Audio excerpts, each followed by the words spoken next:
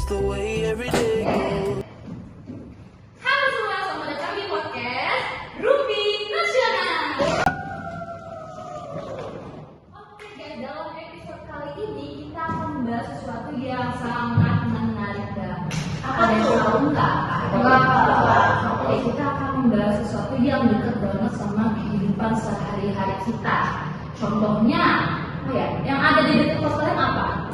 Makanan. Ya, betul banget. Kali ini kita akan membahas tentang kuliner, usaha kuliner kecil. Teman-teman semua pada tahu nggak sih, ternyata usaha kecil itu menyimpan banyak sekali nilai sosial dan di dalam dinamika ekonomi dan ekonomi. Dalam studi kasus ini kita akan membahas satu UMKM kuliner yang sangat terkenal di Balang, pastinya di Balang dong. Di ini juga nih yang biasanya tempat lari-lari itu ada apa? Bubur. Ya betul banget, kita akan membahas bubur bumbung. Oke. Oh, ada yang tahu ini siapa? Belum ada yang tahu ya? Belum tahu ya? Oke, sebelum kita masuk ke segmen selanjutnya, kita akan perkenalan dulu ya. Oke, nama aku Luciana Bulkom dengan NPM 2016-05-1077. Nama aku Larasati Pramudia Pramesti sebagai narasumber 1 dengan NPM 2516051001. Dan saya Satria Sarabia dengan NPM 2016-05-1092 selaku narasumber kedua.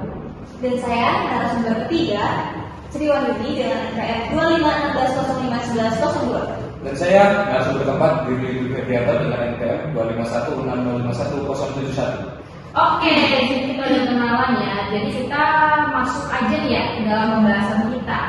Oke, kita mulai dari alasannya dulu kali ya. Kenapa teman-teman semua memilih bubur bumbung ini untuk sebagai kajian studi kalian?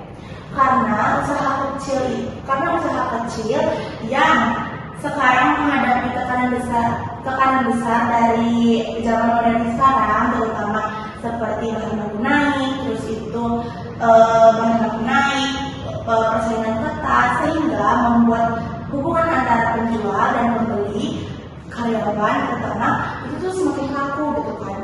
Tapi bubur ayam bumbung ini tidak menerapkan sistem yang seperti itu. Jadi bubur ayam bumbung ini bersifat harmonis dan kekeluargaan banget nih. Oh, jadi lingkungan pekerjaan kayak Iya, besar banget ya. iya. Dia kayak kesaudaraan gitu. Nggak toksik gitu. Iya, nggak toksik. Gitu. Jadi buat karyawannya tuh nyaman gitu ya, nggak ada senioritas Iya, gitu iya. ya. Oke. Nah, kalau boleh tahu lokasi bubur bumbung ini di mana aja ya?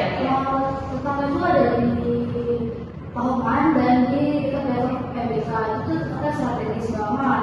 Nah dia juga tuh buat target marketnya itu untuk mahasiswa, pelajar, pekerja, bahkan warga sekitar yang nggak sempat sarapan. Di sana juga tuh bukan cuma bubur aja ya, ada mie ayam, dimsum dan lain-lainnya.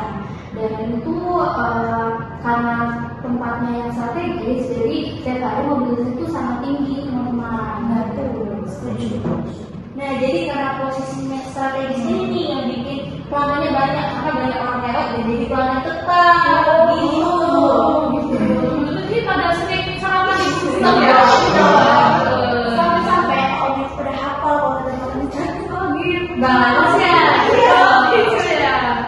Oke, karena kalian sudah sering makan di bubur bumbung ini, kira-kira kalian tahu nggak sih siapa pemiliknya dan sejarah didirikannya bubur bumbung itu gimana? Kan kalian pelanggan setia ya. Iya dong. Kalau pemiliknya itu namanya Bang Denny, dia sudah lama pengalaman di bidang ini. Jadi cantik.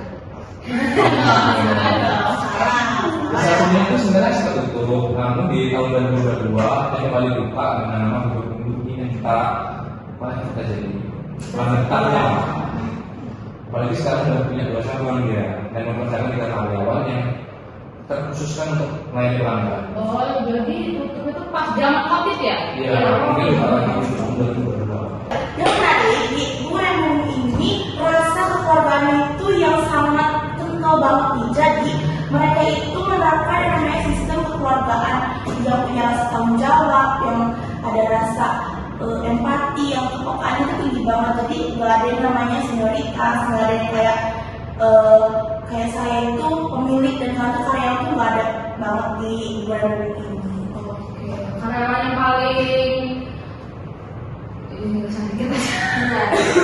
Dan semua itu tuh dilakukan tanpa SOP tertulis. Jadi mereka semua mengandalkan apa yang tidak tertulis, kebiasaan, dan masa saling percaya aja sih. Jadi bisnis itu tetap berjalan.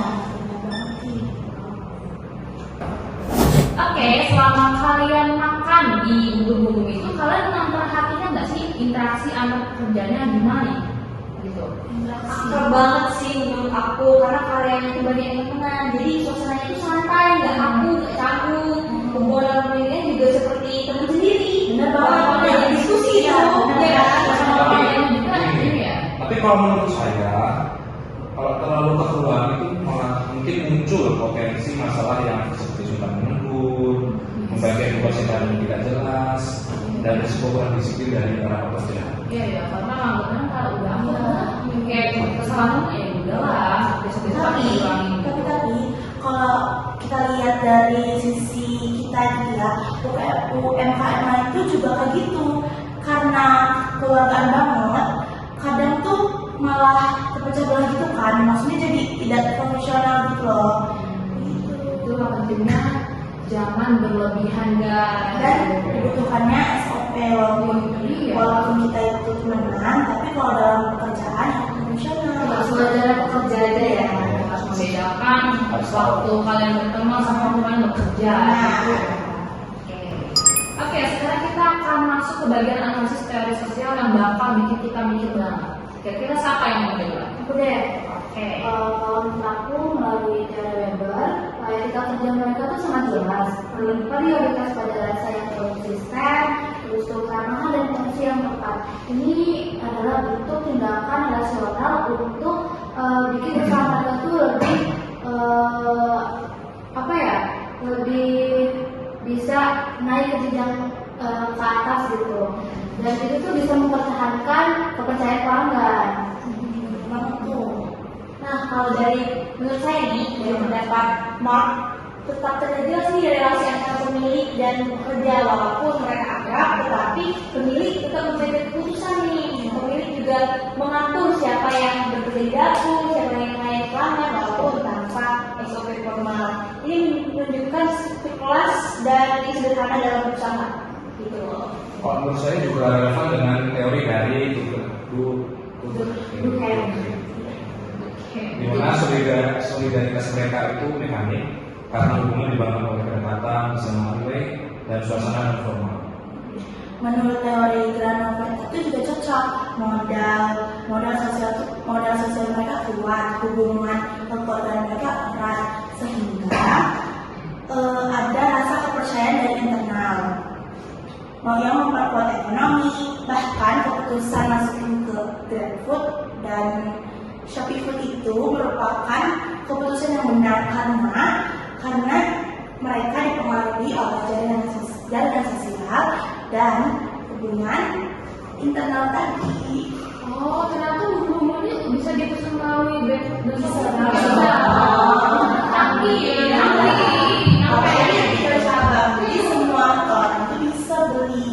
Dan gue tuh udah sebenarnya Samsung banget ya, kayak bisa scan dapat gitu. Terus juga mereka tuh banyak melakukan evaluasi gitu loh. Misal mereka ada kritik dan saran dari pelanggan, mereka kayak benerin strategi dan cara mereka nge-reach out pelanggan gitu. Jadi mereka tuh nggak modal jualan doang, tapi mereka tuh mendengarin dari keluh kesah para pelanggan. Terus banget sih. Jadi bubur-bubur ini anti kritik ya. Iya. Bahkan justru hal itu yang bikin bubur-bubur ini semakin di depan gitu ya. Jadi orang kalau nyari keyword bubur ayam di Bandar Lampung, langsung tuh nomor 1 bubur gitu deh. Wajib dicoba ya teman-teman di rumah ya. Wajib. Oke, berdasarkan bincang-bincang kita tadi, kalau disimpulkan hubungan sosial dan ekonomi mereka ini seperti apa sih? Kalau yang aku sih keduanya saling menguatkan ya, karena investasi dalam hangat bikin itu nyaman. Kalau pelanggan nyaman, jadi bisa berjalan dengan lancar. Bener banget, mereka itu bertahan bukan soal rasa, tapi juga karena kedekatan sosial mereka. Bener banget, aku setuju. kalau untuk saya masih perlu sedikit perbaikan seperti membuat CSP sederhana, melatih etika pelayanan, dan memperkuat kemasan kita.